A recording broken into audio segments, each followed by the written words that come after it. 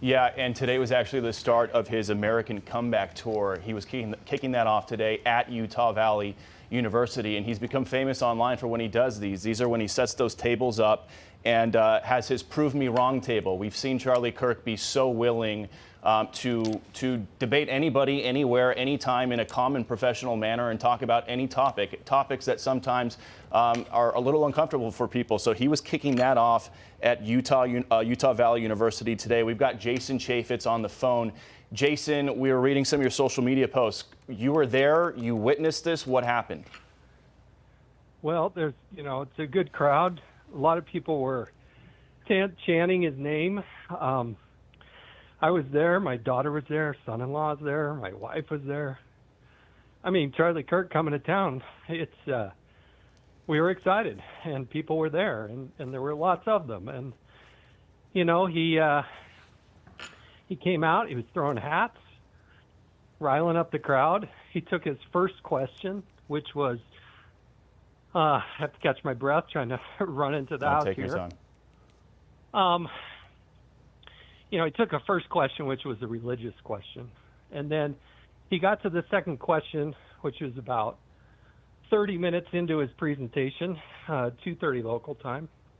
And the question was about transgender shooters, mass killings, versus people that weren't transgender. And when that happened, when that question came out, and he's going to have the interaction, one shot. I was watching Charlie. I can't say that I saw blood. I can't say that I saw him get hit, but I did see him fall immediately backwards into his left. And I can just hope and pray that somehow he survived that. Oh my God, we're all praying. He's married to his wife, Erica, for 4 years now. Jason, obviously, you're visibly very emotional, obviously, having just witnessed this. Married to Erica for 4 years, 2 children, a son and a daughter. All we can do is pray right now until we get an update on what exactly happened here and his condition, although there are reports that he was ushered off by his security team and if shot, obviously hoping he's getting immediate medical help. There are obviously, Jason, starting to be some pictures emerging online of the moment when this happened. There are even some photos of a man who was hauled off after this happened. So we're waiting on details and facts as this story develops. But we know Charlie.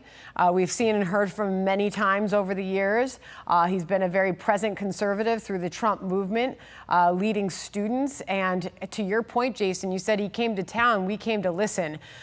He has an enormous following and so many supporters that obviously would be praying for him right now, Jason.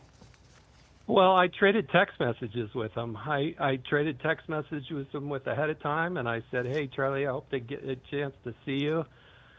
Our family would like to see you again, and we still want to see him again." So he said he was going to go for a few hours, and maybe we could see him afterwards. But gosh, it's just he's there doing the right thing. And it's so great to see all these 20-year-olds enthusiastic about politics in the world and to have an open dialogue.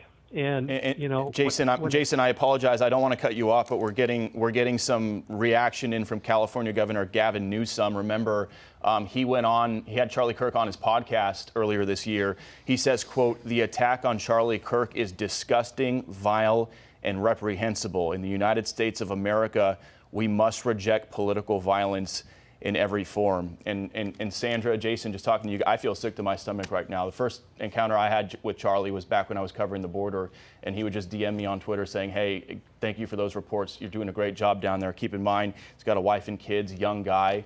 I'm in shock at this news, Jason. After you heard that shot go off, what happened? Hey, Bill, just let me jump in here. The FBI director is also just put up a statement on the Kirk shooting saying, quote, agents will be on the scene quickly, and the FBI stands in full support of the ongoing response on that campus. We're closely monitoring reports of a tragic shooting involving Charlie Kirk at Utah Valley University. Our thoughts are with Charlie, his loved ones, and everyone affected. Agents will be on the scene quickly, and the FBI stands in full support of the ongoing response and investigation. Also, the Secretary of the Department of War, Pete Hegseth, on Charlie Kirk, saying prayers for Kirk, an incredible Christian, American, and human being. May the healing hand of Jesus Christ be upon him. Still waiting on any details, Bill, to come in on his condition. Jason Chaffetz was with us, who was on site when this happened. And Jason, you said you couldn't identify blood, but you heard the shot and you saw him fall backwards when this happened. Please do explain further what you just saw happen. Well, look, I'm guessing there were 2,000 people there or so, and ready to have a dialogue and listen to Charlie and, you know, take one, come all, to answer questions. I in the, 45 minutes or so, that, you know, since it's happened, not even that long, 30 minutes since it's happened, the question was, what about transgender shooters, mass shootings? And, but as soon as the shot rang out, everybody hit the deck, and then everybody started scattering and yelling and screaming, as you might imagine. And, I went from watching Charlie Kirk to looking over to, make sure our daughter and our son-in-law were okay. And everybody just was in disbelief and just scattered. At Utah Valley University, there's 40,000 students. Yeah. There's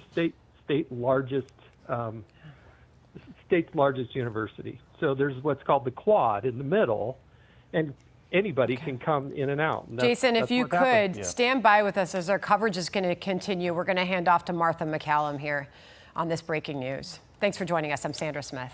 Hey everyone, I'm Emily Campagno. Catch me and my co-hosts Harris Faulkner and Kaylee McEnany on Outnumbered every weekday at 12 p.m. Eastern, or set your DVR.